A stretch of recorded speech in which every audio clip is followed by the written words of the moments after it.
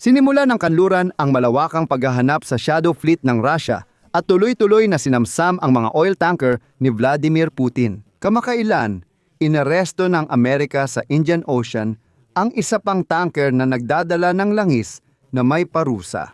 Iniulat ito ng kagawaran ng tanggulan ng Estados Unidos. At ayon sa datos ng Pentagon, sinubaybayan ng mga militar ang galaw ng barkong Veronica 3 mula Caribbean Sea hanggang Indian Ocean. Pagkatapos ay pinatigil at aktwal na inaresto ito. Ito na ang hindi bababa sa ikasyam na beses na sinakop ng Amerikano ang shadow fleet tanker ng Rusya. Sa parehong panahon, nagkasundo sina Trump at Netanyahu na harangin ang shadow fleet ng Iran na ginagamit ng China para sa pagdadala ng langis. At ang pinakamahalaga, sa likod ng mga pinto ng Munich Security Conference, naganap ang isang closed-door meeting sa antas ng mga pinununo ng depensa ng United Expeditionary Forces na pinamumunuan ng United Kingdom. Koalisyon ng mga bansa sa Hilagang Amerika na kumikilos sa Baltic Sea at Hilagang Atlantiko. At sa pulong na iyon, nangyari ang matagal nang hinihintay ng mga Ukrainyano. Nagkasundo ang Britanya at European Union sa mga magkasanib na hakbang hinggil sa mga barkong konektado sa shadow fleet ng Russia, kabilang ang magkasanib na operasyon para hulihin ang mga ito. At ang nakakatuwa, nais ng mga Europeo na palawakin ang tagumpay ng Estados Unidos sa pagharang ng mga tanker. Kaya dito, dapat talagang mag-alala si Putin. Ako, si Alexi Pichi. Talakayin natin ang paksang ito ng sabay-sabay. Pero bago tayo magsimula, hinihiling ko na mag-subscribe kayo sa channel na ito, mag-like at mag-iwan ng kahit anong komento sa episode na ito. Mag-subscribe sa aking Telegram channel na Pichi News gamit ang link sa video description. Dito namin agad inilalathala ang mga balita. Inaresto ng Estados Unidos ng Amerika ang isa pang oil tanker sa Indian Ocean na nagdadala ng langis na sakop ng parusa. Ayon sa pahayag ng Pentagon, sinubaybayan ng militar ng Estados Unidos ng Amerika ang galaw ng barkong Veronica 3 mula Caribbean Sea hanggang Indian Ocean at pagkatapos ay isinagawa ang pagdakip dito. Ayon sa ulat, naganap ang pag-akyat sa barko nang walang anumang insidente. Ngunit narito ang isang napakahalagang sipi mula sa Pentagon. Ang international na tubig ay hindi kanlungan sa lupa, sa himpapawid o sa dagat. Hahanapin at pananagutin namin kayo. At nagbabala na rin kami sa ibang barko tungkol sa maaaring kahihinatnan ng paglabag sa mga parusa. At dito, nakakaintriga na ayon sa ulat ng War and Sanctions ng pangunahing tanggapan ng intelihensya ng Ministry ng Depensa ng Ukraine, maaaring ginamit ang Veronica 3 para sa ilegal na pagdadala ng daan-daang libong tonelada ng langis mula Iran at Venezuela. At mahalaga, ito ay konektado sa mga Ruso. Paalala lang, noong ika-9 ng Pebrero, sinakop ng mga sundalong Amerikano sa karagatang Indian ang tanker na Aquila 2 na kabilang sa anino ng fleet ng Russia. Sinubukan ng barko na makatakas. Nilabag nito ang quarantine na itinakda ni Pangulong Trump ng Estados Unidos para sa mga barkong may parusa sa Caribbean Sea. Ayon sa datos ng pangunahing tanggapan ng intelihensya ng Ministry ng Depensa ng Ukraine, ang Aquila 2 ay nagdadala ng langis mula Russia at Venezuela. Ang tanker ay nasa ilalim ng mga parusa ng Estados Unidos, European Union, United Kingdom, Canada at Ukraine. At ang may-ari nito ay ang kumpanyang Sion. Ang kumpanyang ito ay napasama sa parusa ng United States Department of Treasury noong Enero 2025. At ngayon, ang pagkakaaresto noong Pebrero 15 ng panibagong tanker.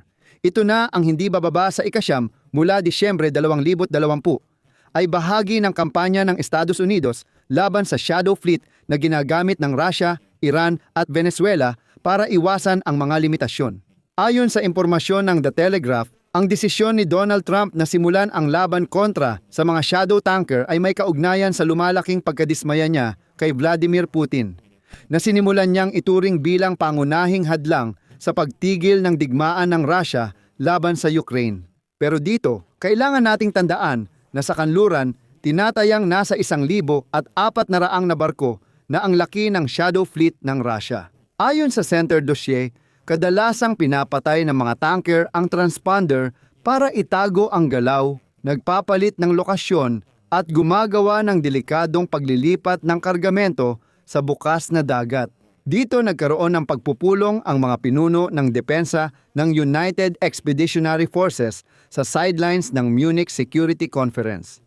Ito ay isang koalisyon ng mga bansa sa Hilagang Europa na pinamumunuan ng United Kingdom na kumikilos sa Baltic Sea at North Atlantic. Sa negosasyon, ipinakita ni Richard Nathan, punong komandante ng sandatahang lakas ng Amerika sa Britanya, ang mga opsyon laban sa mga barkong konektado sa Shadow Fleet ng Russian Federation, kabilang ang magkasanib na operasyon para hulihin ang mga ito.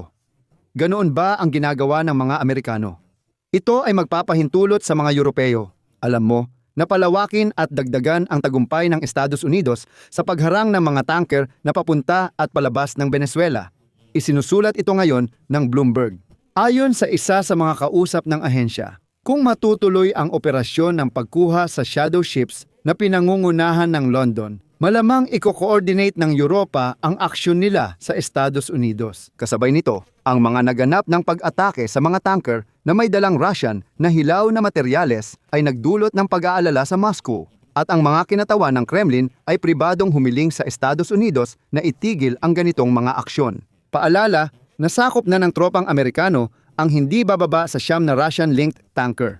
Walang nakikinig sa mga sigaw mula sa latian ng Moscow na nagsasabing, "Tumigil kayo, itigil ninyo." Dito gusto kong sabihin na kapag matatag ang kilos ng kanluran, lumalakas din ang loob ng iba.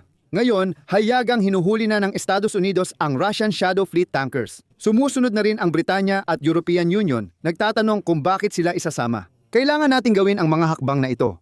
Kung kaya ng Estados Unidos, kaya rin natin. Kapag sabay-sabay nating ginawa, siguradong kaya nating wasakin ang Shadow Fleet. Pwede nating hulihin at itaboy ang mga tanker, ilagay sa daungan o kunin na lang ang langis para matapos na. Ito talaga ang matagal na nating dapat ginawa sa mga Ruso.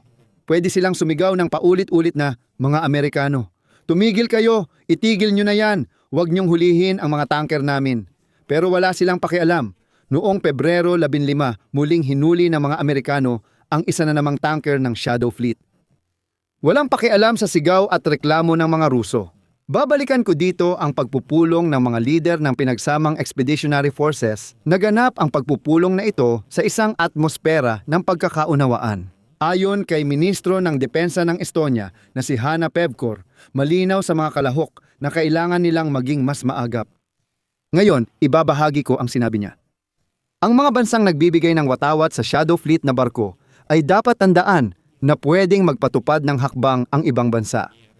May ilang miyembro ng koalisyon na maingat dahil sa pangambang lumala ang sitwasyon, ngunit handa pa rin kaming kumilos. Paalala ko rin na noong Enero 2026, 14 na bansang Europeo ang nagbabala na balak nilang hadlangan ang operasyon ng mga tanker ng Shadow Fleet sa Baltic at North Sea. At gaya ng sinabi sa pinagsamang pahayag na inilabas ng kagawaran ng transportasyon ng United Kingdom, ang mga barko ay maaari lamang maglayag sa ilalim ng watawat ng isang bansa at dapat mayroong mga balidong dokumento na nagpapatunay ng kanilang kaligtasan sa operasyon at insurance. Kung hindi, ang mga militar ng mga bansang lumagda ay haharangin ang mga barkong lumalabag para inspeksyonin. At dito, alam na natin na ilang mga tanker ang umalis mula sa mga pantalan ng Rusya at napilitang bumalik at magbalik sa Murmansk. Dahil binigyan sila ng babala na kayo ay mahuhuli. Kaya, gaya ng nakikita natin, nagsimula ng kumilos ng sabay-sabay at matatag. Gusto rin natin na simulan ng United Kingdom at European Union na dagdagan ang tagumpay ng mga Amerikano sa pagsamsam ng mga tanker ng Shadow Fleet na alam na natin ngayon. Dito ako maglalagay ng tuldok. Isulat ninyo ang inyong opinyon at mga konklusyon sa mga komento sa ilalim ng episode na ito. Mag-subscribe sa channel, pindutin ang kampanilya at huwag kalimutang mag-like. Iyon lang, ingatan ninyo ang inyong sarili. Paalam sa lahat.